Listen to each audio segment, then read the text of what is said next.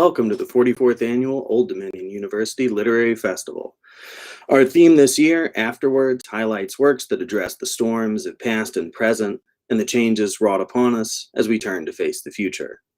I'm Kent Loscom, co-director of the festival, along with my colleague Katherine Jackson, and we'd like to thank you all for being here today for a reading by acclaimed short story writer, novelist, teacher, and all-around practitioner of the craft of writing, Matt Bell. Following the reading, we will have time for audience members to ask questions. So if you're watching, please feel free to leave your questions for the Q&A portion in the comments.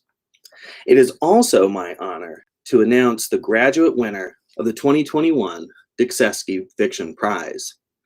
This annual prize, established by ODU alum Jerry Dickseski, awards $500 in public recognition at the Literary Festival to a graduate and an undergraduate writer of prose fiction in the English department.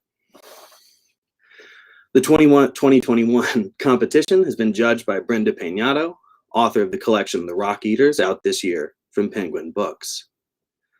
In the graduate category, the winner is James Valliere for his story, We Weren't Supposed to Talk About Charles. James will receive $500 and will be invited to read from his winning story at the English Department Awards ceremony in April.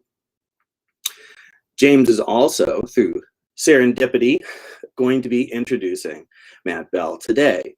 So I'd like to take the opportunity to both congratulate James and bring him on stage to introduce our reader. Thank you so much, Kent. Good afternoon and welcome, everyone. My name is James Valliere, and I'm a third-year fiction candidate in the MFA program here at ODU. I have the distinct honor of introducing our next guest, author Matt Bell. A Michigan native, in addition to his new novel, Appleseed, he is the author of the novels Scrapper and In the House Upon the Dirt Between the Lake and the Woods, which was a finalist for the Young Lions Fiction Award and an Indies Choice Adult Book of the Year honor recipient, and was selected as the winner of the Paula Anderson Book Award. Both In the House and Scrapper were selected by the Library of Michigan as Michigan Notable Books. He currently teaches creative writing at Arizona State University and is publishing a craft book, Refuse to Be Done, which is set to be released in early 2022. Interestingly enough, we are both Michigan natives, so you'll understand that I was incredibly thrilled to find out that not only do we come from the same state, but that we were also both born and raised in Saginaw County, a place where we see firsthand the environmental consequence of a post-industrial Rust Belt landscape. There is a sort of mythology, a feel of folklore in this region of the country that blends both the pastoral and proud industries that we hold to be the foundations of our country. I mention this because in Matt Bell's latest novel, Appleseed, he has taken the magical sense of folklore and blended it with the very real environmental concerns we are unfortunately bearing witness to these days.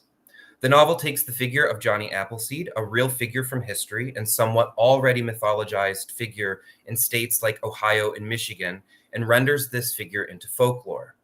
The novel deals with the past, the seemingly near present, and the far-reaching future, and acts as a part speculative, part climate, part thriller, part reimagined fairy tale hybrid. His writing distills the complexity of the major challenges we face today while detailing the magic and wonder that is found in every single apple. The novel has been lauded as being one of incandescent imagination and being described by the New York Times as a highly welcome addition to the growing canon of the first-rate contemporary climate fiction.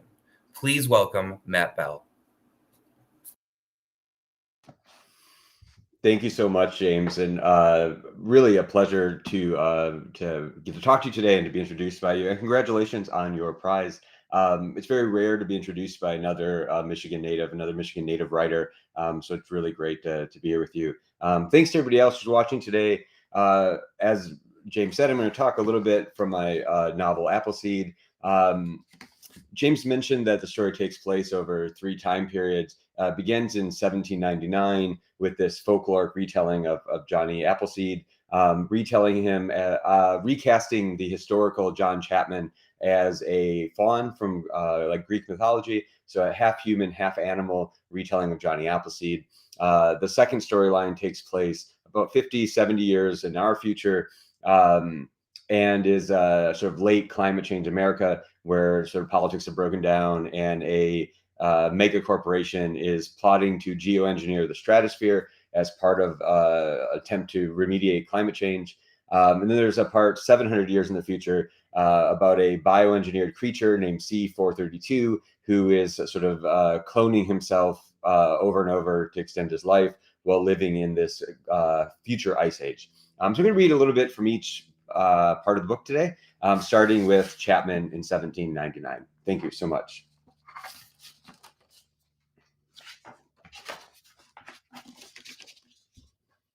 Chapman wakes in the cold and the dark and the wet pre-dawn slush to the sound of his brother Nathaniel, already up and tending to the sputtering ashes of last night's fire, cursing and shivering, huddled beneath his only blanket.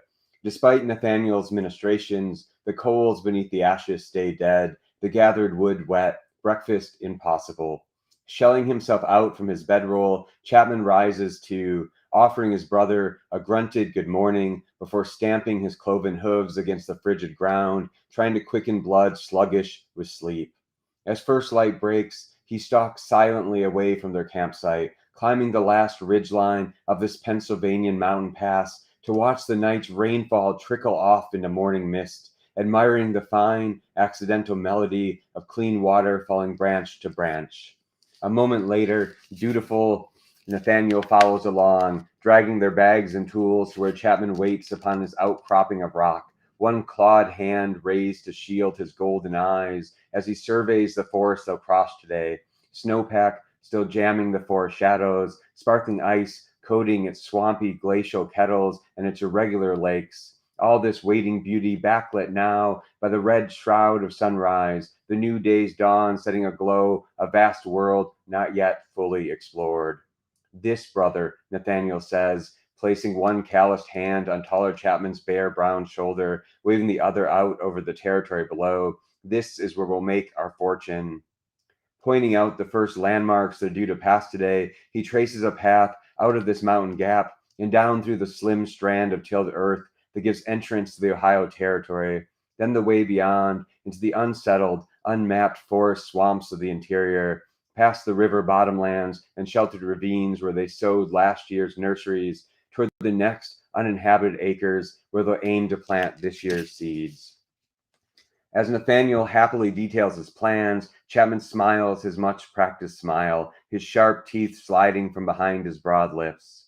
Look, brother, he interrupts, pointing out dim campfires barely visible through the morning mist, flickers of flame and smoke rising in far-off sheltered dales. There are so many more of us this year.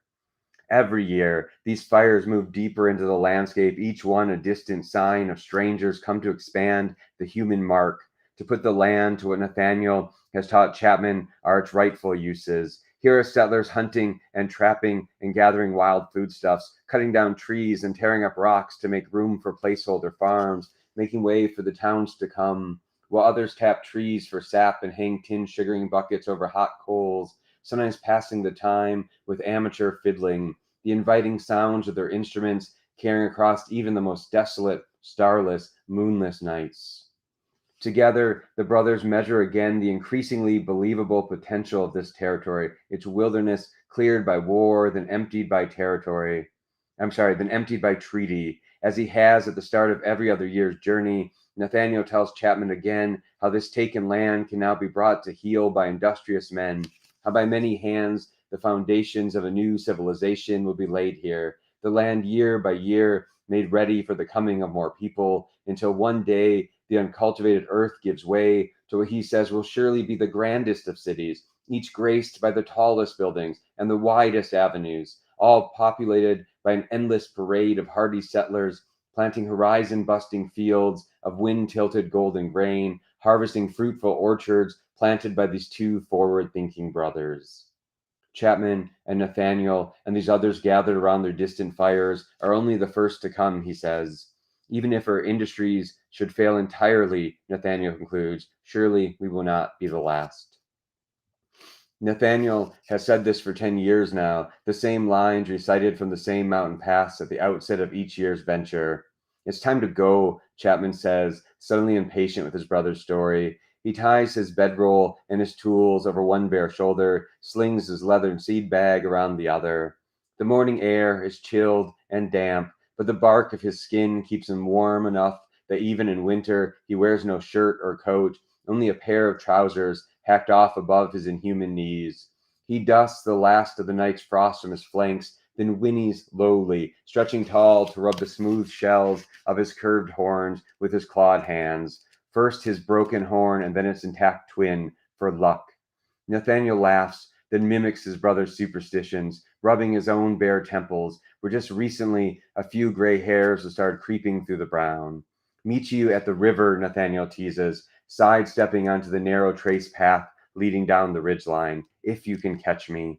He rushes to build his slim head start, but his advantage doesn't last long. A moment later, Chapman surges past him to drop down the steep plunge of the mountainside, his hooves sliding precariously on loose scree as he picks up speed, the joy of moving fast filling him from the inside out, his fur standing on end, his heart leaping with happy effort.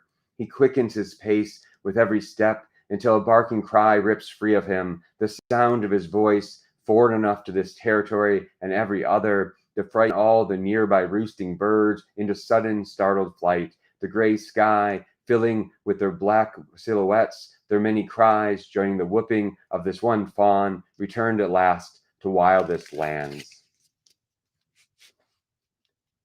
As many years as Chapman's made this passage out of Pennsylvania, the thrill of arriving in the territory has never ceased to provoke his fullest wonder. Propelled by joy, he runs dangerously this morning, his furred legs taking leaping, straining steps, his splayed hooves seeking purchase on sharp juttings of quivering rock, on old-growth roots thrust through black earth and slushy snow, other obstacles threatening to trip him and send him sprawling. When his descent smooths onto more level ground, he increases his speed again, his few possessions banging rhythmically against his muscular torso as all around him the forest deepens. The sun has only a pale power beneath these trees, where the frontier's every shaded feature is a fresh barrier to progress. Searching for the way forward, Chapman follows a trail trampled by First Peoples or fur trappers or single file processions of deer. The path a barely visible scrawl plotting the way forward, then crosses dry strands of seasonal creeks strewn with the lacy bones of trout, an unremembered stream quickening with snowmelt.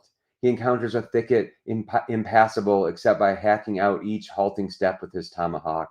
He leaps fallen columns of oak and maple, vaults lichen-stung trunks, maybe giving shelter to squirming snakes, the only animals he can't abide.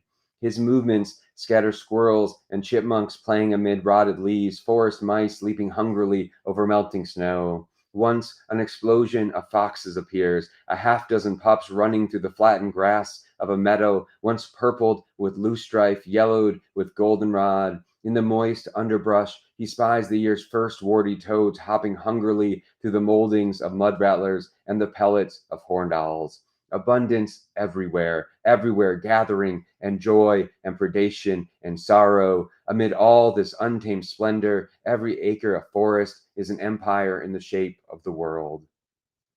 Wherever Chapman ventures next, there waits some unnamed waterway or unexplored meadow, some ridge never described, never made anyone's landmark. Or so he once believed, come late to this landscape cleared of its most recent inhabitants. Now he just as frequently exits untouched woods to find newly planted lands, the forest brambles burned back, its glacier-spilled stones stacked into makeshift garden walls, so many trees felled to make rough-sawn boards, boards nailed into unsound houses held upright by mortar and tar and hope. New construction makes Chapman nervous, long in habitation doubly so. From his youngest days, he could follow a wooded trail haphazardly stamped flat, but couldn't abide a road cleared by men with picks and shovels and mules. He could skirt the edges of farms, but couldn't cross their fenced-in fields without his skin aching with hives, his bones burning in their sockets. Only after Nathaniel hit on the idea of planting frontier orchards did Chapman begin to better acculturate himself, their nurseries tucked amid their wilder cousins, easing his flesh toward the idea of the domesticated. Nathaniel stands of apple trees wild enough for Chapman to pass among them, as long as the trees are planted from seeds and never grafted. By midday, he reaches the river he seeks, the sun emerging over its clear, fast course, its waterline raised by snowmelt and spring rains. He squats over his hooves to scan the sparkling water for signs of trout coming up to feed on the gathering insects, hungry for their pleasurable slap and splash, then picks a tick from his fur, squeezing the pin of its head with clawed fingers, the pressure not enough to kill it, but certainly to make it release. Waiting for Nathaniel, Chapman swings his bag around his bare frame, rests it above his bony knees. He pulls it open even though he shouldn't. The seeds could easily dry out despite the moist pumice and pulp. And then he plunges his head into the bag's opening, breathes deep the wet ferment inside. Around him are 1,000 fresher scents, all the territory's perfumes and poisons, promises and provocations. But Chapman's favorite is the one he carries last to his chest, kept contained within his satchel. Not the attractive smell of apples ready to be picked, not the smell becoming taste of an apple bitten, but this rotten, stinking hope, the intoxicating promise of what next. The tree, the tree, the tree. Taste and smell are almost the same sense, even in memory, even in dream. With his face buried in the leathern bag, Chapman imagines the taste smell of the apple of the tree. He tells himself it's possible to plant, to grow, to harvest one glowing apple from, one apple, all he'll need to change his life. Let Nathaniel make his fortune if he can. All Chapman wants is one particular apple. Excuse me. So that's the beginning of Chapman's story. I'm going to read part of the beginning of the near future part as well, which is mostly about a character named John, who's a ex-scientist turned kind of eco-terrorist who's sort of resisting this company that's taken over half of the United States and sort of most of the world's food supply. So this is John. Begins in Yellowstone. John's pilgrimage continues. The next morning, he drives north into Wyoming, through the Grand Tetons, toward what was once Yellowstone. At the park's southern entrance, he retrieves his bolt cutters from the truck's bed, then clips the chain sealing the gate.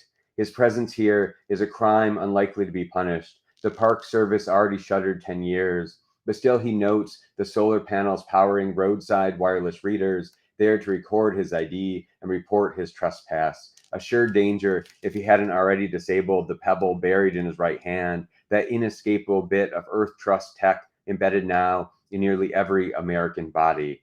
Earth Trust. After the catastrophic California earthquake finally struck, it was Earth Trust that pushed an emergency funding bill through the last true Congress in Washington, a rushed order seizing all lands west of the Mississippi, then using eminent domain and the president's emergency powers to create the Western Sacrifice Zone, a long-planned takeover waiting only for the right shock. Half the country abdicated and sold to Earth Trust for dollars an acre by a weakened government busy fleeing to drier land in Syracuse. We hoped these days would never come. We promised to be prepared for when they did, Yuri Mirov had said then, the Earth Trust director's broad smile flashing from the country's every telescreen. Now we are ready. Now we are coming to the rescue.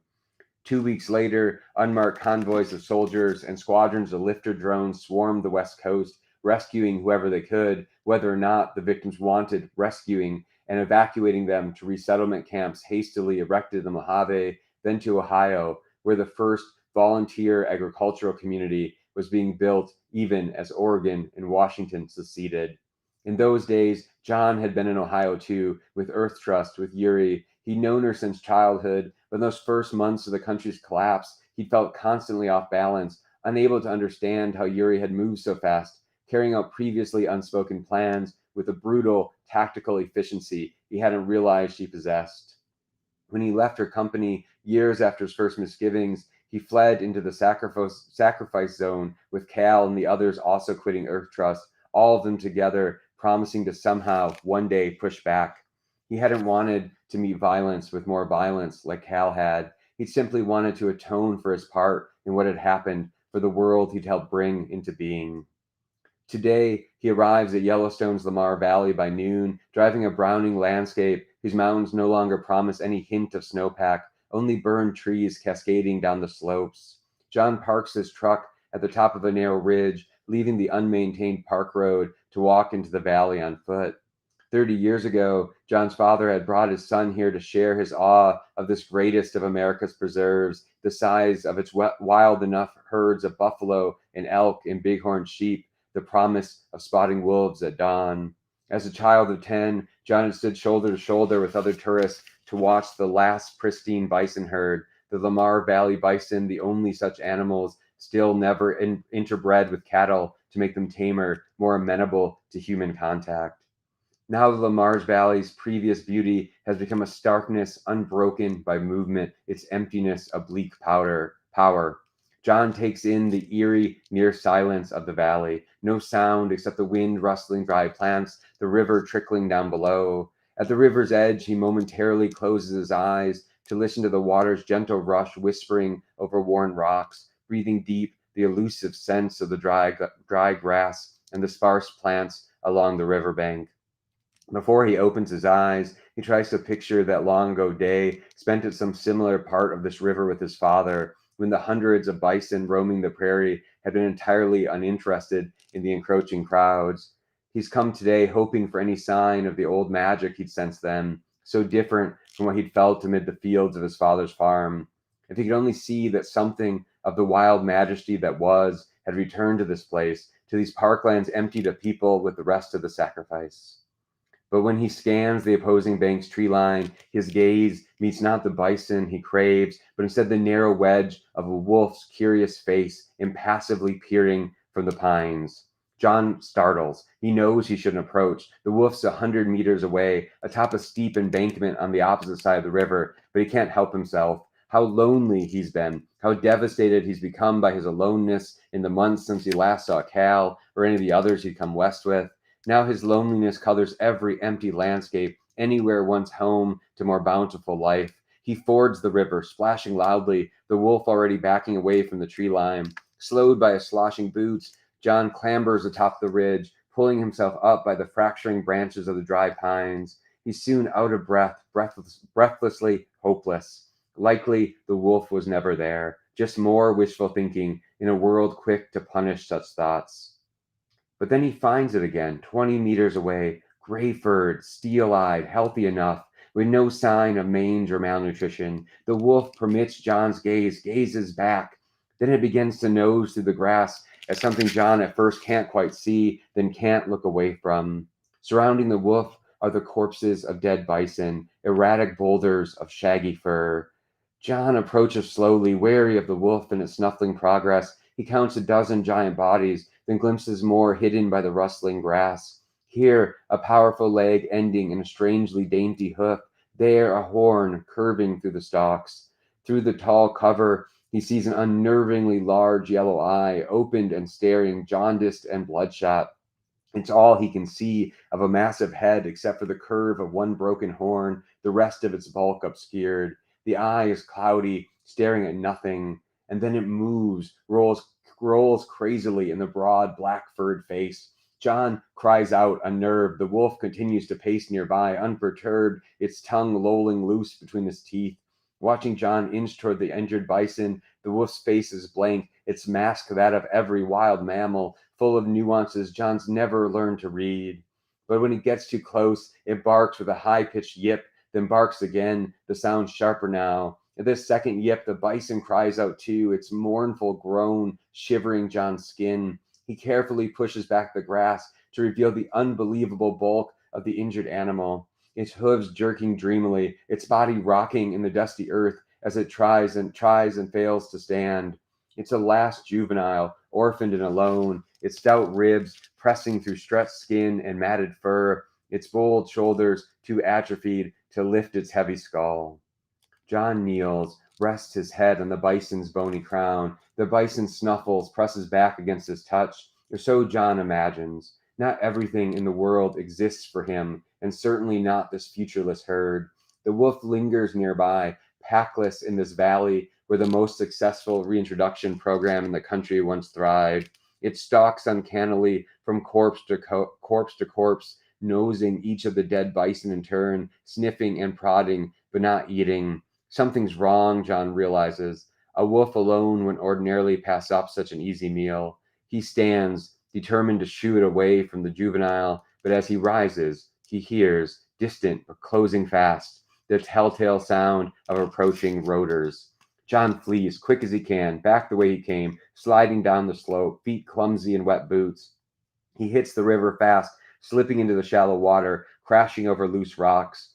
Only when his scramble reaches the other bank does he risk a look back.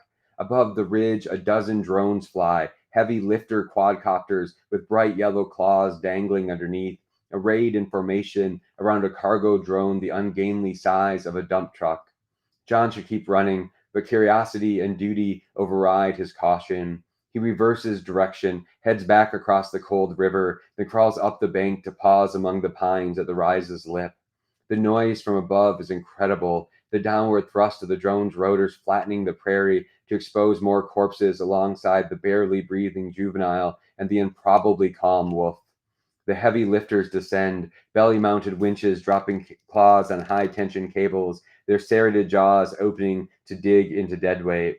One by one, they ferry the bison into the cargo drone's open hatch, its bulk swaying and dipping with each catch, until one final drone lowers itself over the last living Yellowstone bison.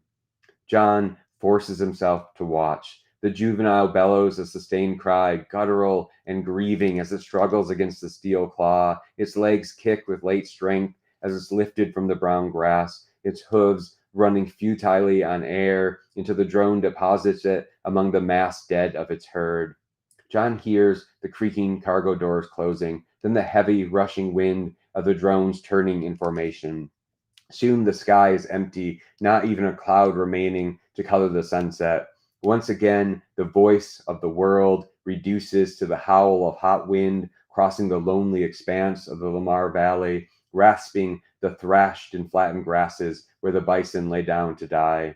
Only the wolf remains, sitting on its haunches, staring at John, its expression blank, but its eyes alive, watching. As the wolf finally rises and trots away, headed in the same direction the drones flew, John begins to shiver, his skin goose-fleshing. It's 100 degrees in Yellowstone today, 100 degrees at least. But once John begins shivering, he can't stop, not for a long time, not until his anger once again overtakes his fear. Excuse me. I'm going to read just a final last little bit. Thank you so much for listening. This is from the far future part of the book. It's 700 years or so after John's part. It follows a character named C-432, as I mentioned, who is every time he gets hurt or gets sick or something, reprints himself with this device called the loom, where he's sort of recycled and his biomass is reprinted. So I'm just going to read a little bit of the loom making a new version of C. From a couple of chapters into his storyline. And thank you again. An assumption built into the loom. Any creature remade of many different materials remains itself. At the device's heart waits a dome stage, a hump of closed steel ringed by a series of extruder arms, each extruder outfitted with a rotating plate of printer heads capable of spinning out organic biowings, inorganic plastinates, coils of various metals. Soon after the recycler finishes processing C-432, the dome opens, its interlocking lids sliding apart to expose a shallow pool of blue-white liquid heated to body temperature of the body about to be made. With the recombinant C confined to the unsocketed rung, flickering senselessly in virtual space as it waits for its next body, there's no one to watch the loom work except the disembodied voice C calls O, the crawler's only other occupant. Housed in the crawler's databanks, O sings a harsh, wordless sound, atonal, a rushing thud, a buzzing, repetitive, keening droning from speakers arranged throughout the chamber, clicking on in sequence as the loom finishes booting. Now the loom's limbs move in concert with O's freed sound, the extruders slipping along their circular track in time with the sound, their hydraulics whirring as they lay down different colors and textures of biowinks alongside melted steel and fast-drying polymers, assembling C's next body layer by layer inside the viscous pool of milk-thick fluid. stacking organs and bones, lacing muscles to tendons, encasing the spinal cord in the bony sheath of the vertebrae, the brain within the shell of the skull. It prints the heart and the lungs, then all the other organs arranged inside the ribcage and the abdomen, each an algorithmically determined composite of bioink and plastinate. Immense numbers of nerve cells and blood vessels must be threaded throughout the accumulating body, a task of exquisite intricacy with only the tiniest tolerance for error. 100 billion neurons in the brain, 10 times more glial cells, 100,000 kilometers of arteries and veins. Each time C is reprinted, his skull shows the evidence of a long ago natural birth in its sealed fontanelle. Always the creature bears healed breaks in both its femurs, an unremembered injury not one printed C has ever noticed. Then come the horns, rising in heavy layers from the forehead, then hooves capping the cloven toes, the left hoof keratin, the right polymer and metal. Before the skin can be laid down, the loom's ceiling opens, loosing two prehensile metal tentacles. One squirms between the jaws of the muscle-fleshed face, sliding between half-plastic teeth and over the muscular tongue to push into the trachea, starting the flow of oxygen into the lungs.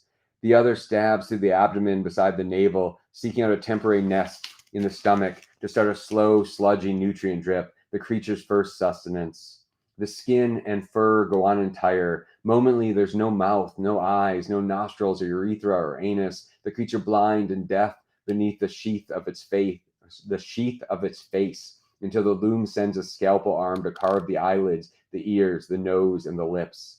Then the blue fur is tattooed into the rubbery skin, one strand held in each pinprick, laid down 1,000 pinpricks a second. sound changes. The new noise is discordant and screeching as before, becoming a beseeching, an asking, a bringing forth, a summoning song. Powerful electrical charges jolt through the water in steady waves, continuing until the creature's muscle cells twitch, till the heart begins to thump, thump, thump. The body complete, a third articulating tentacle snakes from the ceiling, heading for a port installed at the base of the creature's neck. While it drops, the creature is only itself, instinctively fighting the machine making it, desperate to leap from the bloody bluish milk, wanting to tear the tubes from its stomach and throat, to lift the metal paddles holding it down. In this moment, the creature has the same birthright of any animal, the right to be only itself, to make its way in the world for its own reasons, self-sufficient, self-aware, self-willed. Then the memory module locks into its port, the tentacle cranking its pin into place. The module has had many names. Mostly every C has thought of it as the rung, the handhold by which he pulls himself up into itself. After it's installed, the creature becomes C433, and also every other C besides, all alive inside this one body. C433 drags his gasping body free of the loom spool, the lid sliding shut behind him as soon as his hooves come free of the fluid. He crawls down the loom slope and across the cold metal floor, shaking loose a milky trail from his fur. Lying heaving at the loom's base, he aches everywhere. His body throbs inside and out with the hurt of having been made all at once. The worst pains are in his neck, where the rung was installed. In his throat, scratched as the breathing tube roughly extracted itself. In his navel, where the departing feeding tube left behind a raw pucker of seeping flesh. Despite the pain, he can soon stand, wobbling on his hooves. Not long after, he takes a few halting steps toward the chamber's exit, fleeing O's screeching voice. Everything he experiences outside the chamber's hatch is both novel and familiar. As C433, he feels nervous and skittish and newborn. As C, he's taken every possible route inside the crawler thousands of times before. His fabricated hoof clangs across the crawler's steel floors as the remainder guides his movements gently at first and then more insistently, steering him toward the life every C has pursued since finding the crawler, an event no remainder remembers, but that the whole assumes. The remainder is sometimes a single commanding speaker loud in C433's mind. More often, it's a murmuration of many voices. C43 walks hallway to hallway, spinning open long shut hatch seals, steadying his shaky body on door frames and exposed struts. Only a few chambers are fully intact. The loom and the recyclers, the hangar housing the translucent photovoltaic bubble, a galley with seats for 50 where C eats alone, every meal taken from the stored biomass in the recycler tanks, every overindulgence risking some future self. C was born nearly empty stomach, but the remainder implores him to keep himself lean, hungry, wanting, so they might live longer, so they might go on. To live is enough, the remainder claims. Its voice is an unsubtle swarm inside his head. If C has any other purpose, then 432 times he has failed to find it. Thank you very much. Appreciate it. Thank you, Matt. That was fabulous. Absolutely fabulous to hear. Well, and for everybody out there, now's the time. Post those questions, and I will deliver them to our guest. But in the meantime, as the questions flock on screen, I have a few of my own that I was hoping to ask. Sure. Yeah. First, I'm really wondering in terms of process. No, never mind. Let's get to the questions from real people, not from me. You'll never find out about the process. Don't worry. So we've got a question from Rich Catois, one of our MFA students. With the format of the novel in distinct time periods, past, near future, and far future, what period was the most challenging to complete, imagine, research, and write? Oh my goodness, Rich, that was the very question I was going to ask. Fantastic. Well, look at that, right? I think the near future one was in many ways the hardest to imagine. I think partly because like the cause and effect has to be more scannable, right? Like you set something far enough in the future, you can kind of make up whatever you want. Obviously, the historical past has a reality, but once you make Chapman a faun, then like some of the reality goes out the window too, And so the near future had to feel believable, like we would really get there. And it's also the one that is sort of most important to the reader, probably, right? It's the future most likely that we might see, or our kids might see, or something. So I had a hard time with that. I think partly I was doing a lot of like climate research and thinking about what climate change might look like in 50 years, and then also trying to figure out the sort of like political situation. One of the things that ended up being really helpful was Naomi Klein's book, the Shock Doctrine, about the rise of disaster capitalism. Which is like after Hurricane Katrina or the war in Iraq, and people sort of like swoop in and try to make money rather than helping people, right? And reading those books, what struck me was like how bad actors are sometimes sitting there like waiting for their chance. They have like the plan, they're sort of ready to go, and when like a disaster happens, they swoop in while other people are trying to figure out what to do. And it occurred to me that while it's never been done, it could be possible to use those same tactics to do good things in the world, right? So the Earth Trust is sort of a questionable good in this world, but making a sincere attempt to do something about climate change and uses the same kind of shock doctrine ideas to get enough power to do so. So once I had that, it really helped. It took a long time to figure that part of the story out. With the other two, like I had at least the world building part of it pretty early. Far out. Yeah, I mean, that was kind of I'm so interested in the research that you did for the far future portion. I mean, obviously, from my heart, I would love to hear about the historical research and things that you turned up and experienced there. But I was just struck in the C sections. That's a malapropism. But anyway, in C 432/433 sections, like what amount of work did you do just researching printing and envisioning these things, or is this a case of knowing what it's like to be stalked by a panther because you watched a cat cross the street, right?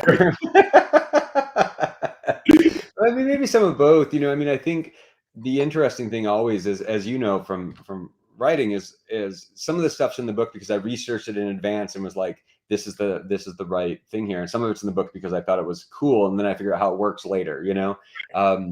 I think I had C's name before I had C, right? Like I sort of was plotting out this like 3 plot structure once I saw it, and I came up with this sort of name C432 without knowing what the 432 meant. And I was like, oh, well, why would he be named that? I'm like, oh, because he's being cloned. And so like that suggested the cloning really came out of the character name. And then I did do like a crazy amount of research on like CRISPR and biohacking and stuff. And very little of it's really in the book because the details of that aren't that important. in lots of ways. But I did a lot.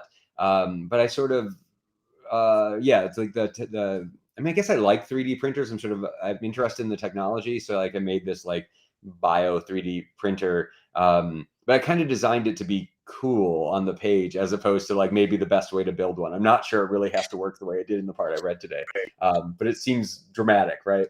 So there's always that balance between like the research and then just making like cool science fiction things that are fun to read about. Excellent. Speaking of cool science fiction things, um, I've seen a bunch of wonderful contemporary writers on the shelf behind you. But I was wondering about some of the writers of science fiction and speculative fiction who were formative to you. Maybe not, if not even as inspirational to this book, but coming up as a writer, or as a person who wanted to be a writer. Those writers specifically within that field that made a difference or made an impression.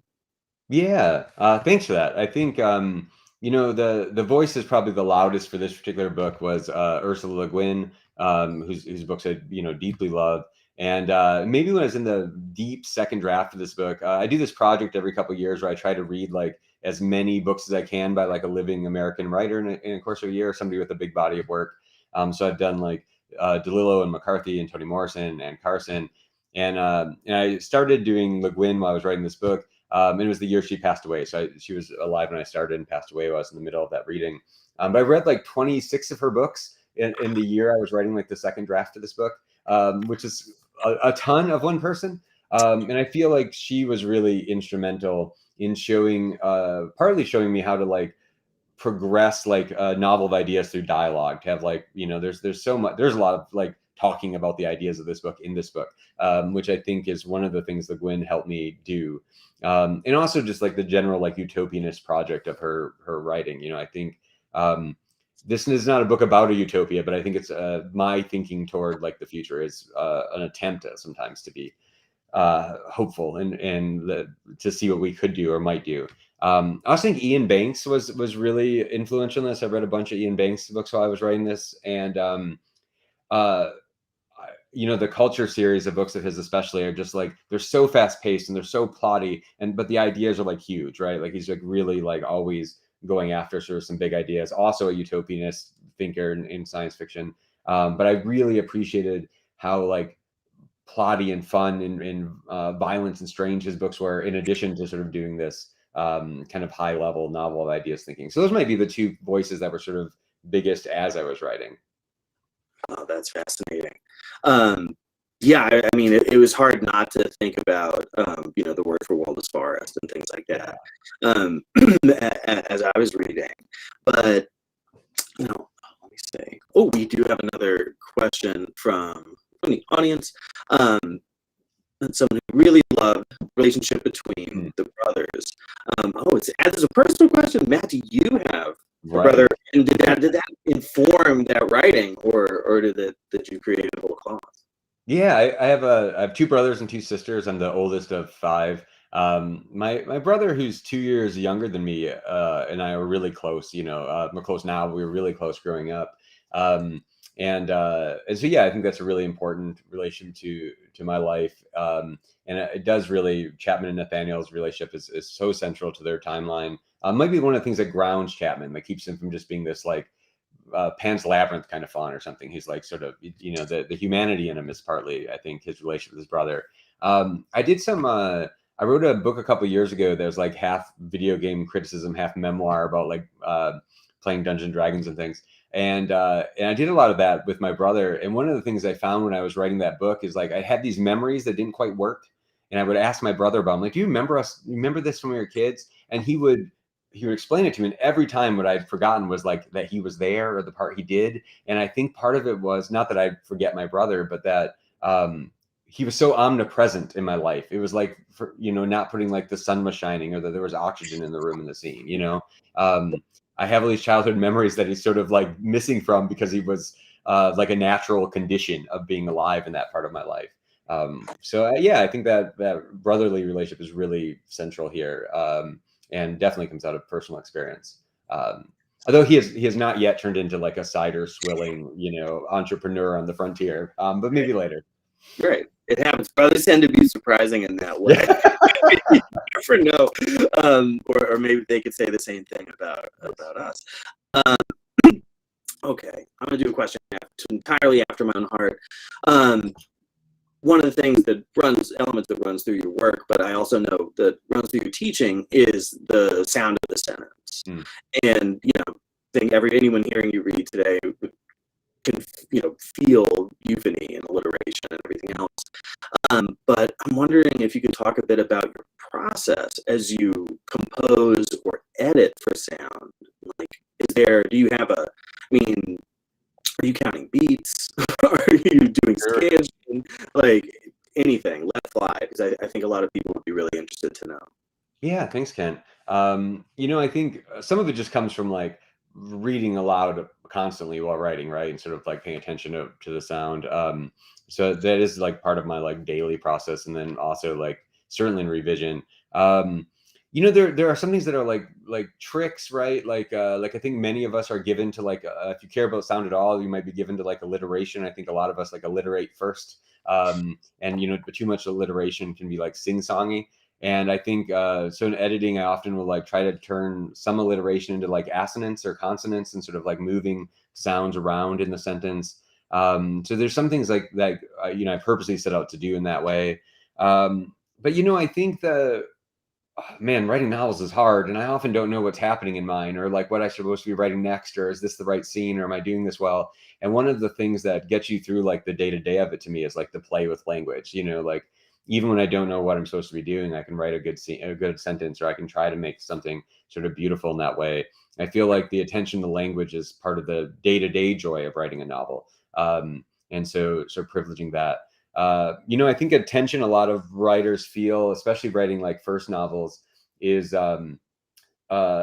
like plot versus language, and knowing that you're going to revise things, you're going to write like an Anne Lamothe kind of like shitty first draft and then like redo it, and it's like you work on this language and then you throw away a lot of the language, and that's sort of undoubtedly true for me. Like I make so much stuff that I don't use, I overwrite, I cut back, but I think like there's no harm in making a good sentence you have to throw away later, right? Like the joy of making the good sentence is part of that. There's maybe a piece of just a book to look for people who are interested in that in the audience. I love this book by Virginia Tufte called Artful Sentences, Syntax as Style, which is this like catalog of like sentence parts and sentence shapes, and taught me a lot of the language for talking about prose that I didn't learn in school. And so I sometimes just get that book out and like revise with it around, just to like remind me of the possibilities, because you get locked into certain ways of making sentences. So anything you can do to sort of like show you the possibilities again. I also try to make other people's sentences a lot. Like if I see something I like in a book, I'll just try to make one like it. I think I'm sort of craving influence from other writers all the time, and I'm glad to sort of play with their tactics as well and try to import them into what I'm doing. Wonderful. That's all incredibly helpful. I think we got a couple of Virginia Tufte fans out there. For sure. I don't have my little totem next to me. I think it was like Helen DeWitt. Helen DeWitt interview turned me on to not that, but her husband or father, like Edward Tufte, the information designer. And then I circled back around and found that book, which is magnificent. As you said, like so many of us, a lot of this whole authorial business is a lot of instinct and jackdaw gathering, and we don't have the terminology, or we don't come with the terminology to refer to these like grammatical structures and stuff like that. I really deeply believe that if you can name some of the things, you just see them more often, right? Like it's just like it's sort of things are invisible when they don't have names sometimes, and so being able to be like, oh, that's an appositive or that's an adverbial phrase, sometimes just like shows you the options in a way that like you just don't know until you have that. And I think that was really helpful for me. Yeah, absolutely. Ooh, a question from an ODU MFA student, from Sean Fitzpatrick. Did any video games influence the book? Because as you said, like you have played, you're familiar. Oh wow! And if the book were a video game, what genre would it be? Yeah, I like that. Thanks, Sean. Yeah, I mean, I definitely played a lot of video games, so I definitely was playing stuff as I was writing. I think late in the main draft of the book, I got a little like my brain was getting image poor. I was just having trouble seeing. Like I think I had worn out like the sort of imagery I'd come to the book with, and I started watching a lot of science fiction movies, of course, especially like older ones. You know, I really appreciate like the like practical effects in like something like 2001 Space Odyssey or something, you know, like just like the way ships are built and those things. I just wanted some of the imagery in my head. And video games provided some of that too, right? I just like that sort of big, grand sort of science fiction things. Some of my favorite games are the Mass Effect RPGs. And so I replayed those as I was doing final edits on this book.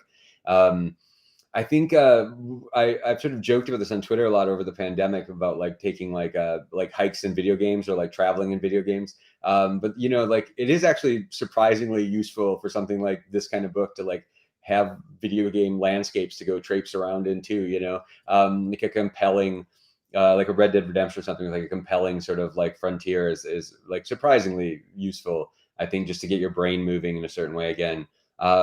Yeah, I would play Appleseed the RPG. If someone wants to adapt that, let's do it. You know, it seems like a fun Get out in the world. right, we'll level up a fawn, you know. My goodness.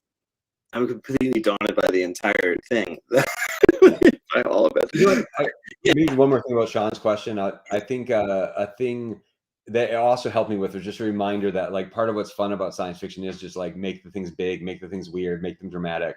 I remember even going to see the last like episode 9 Star Wars movie when I was doing this, and she's like, "Oh yeah, just like make the sci-fi buildings bigger, make the things, you know, this put catwalks everywhere with huge chasms under them. It's fine. Just make it like, you know, let it be."